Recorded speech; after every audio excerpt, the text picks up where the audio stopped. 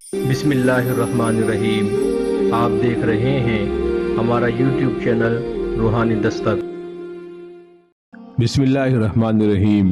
امید ہے ہمارے تمام ہی دیکھنے اور سننے والے دوست اور احباب خیر و عافیت کے ساتھ ہوں گے۔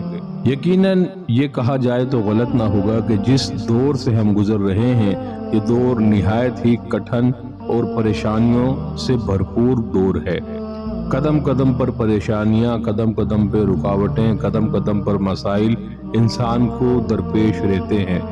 چاہے کوئی کاروبار کرنے والا ہے، چاہے کوئی ملازم پیشہ ہے، یا چاہے ضرورت زندگی کو پورا کرنے کے لیے مزدوری کرتا ہے، ہر ایک ہی کو طرح طرح کی پریشانیاں اور رکاوٹوں کا سامنا کرنا پڑتا ہے۔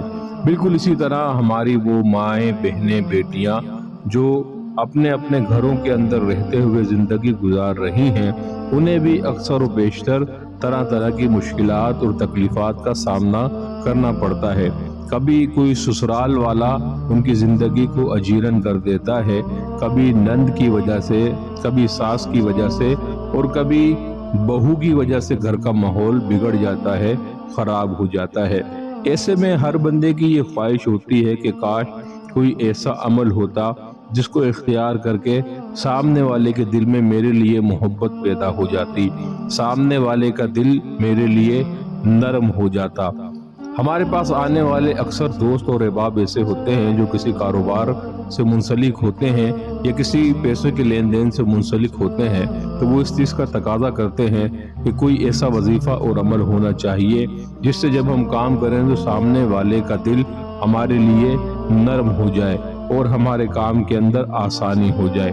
ایسے اپنے تمام ان دوستوں کے لیے، ساتھیوں کے لیے اور ہماری بہنوں کے لیے جو کسی کے دل کو موم کرنا چاہتے ہیں، جو کسی کے دل کو نرم کرنا چاہتے ہیں اور اپنا کام نکلوانا چاہتے ہیں، چاہے وہ انسان آپ سے کسی رشتے میں جڑا ہوا ہو یا کسی محکمے سے تعلق رکھتا ہو، بس آپ نے اس عمل کو اختیار کرنا ہے اور اس بندے کے دل میں آپ کے لیے محبت پیدا ہو جائے گی اور اس کا دل آپ کے لیے نرم ہو جائے گا۔ عمل نہایت ہی مجرب ہے، سہل ہے اور آسان ہے۔ بالکل آسانی کے ساتھ ہر کوئی شخص اس عمل کو کر سکتا ہے۔ اگر آپ کو کوئی خاص کام، مخصوص کام درپیش ہو اور کسی کے دل کو آپ نرم کرنا چاہتے ہوں تو اس بندے کا تصور کر لیجئے۔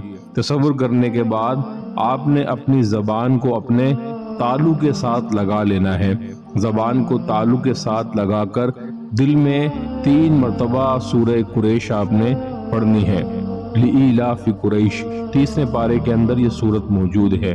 آپ نے 3 مرتبہ سورہ قریش کو دل کے اندر پڑھنا ہے، زبان کو تالو کے ساتھ لگا کر۔ بہتر یہ ہے کہ آپ اس عمل کو 5 نمازوں میں اختیار کیجئے۔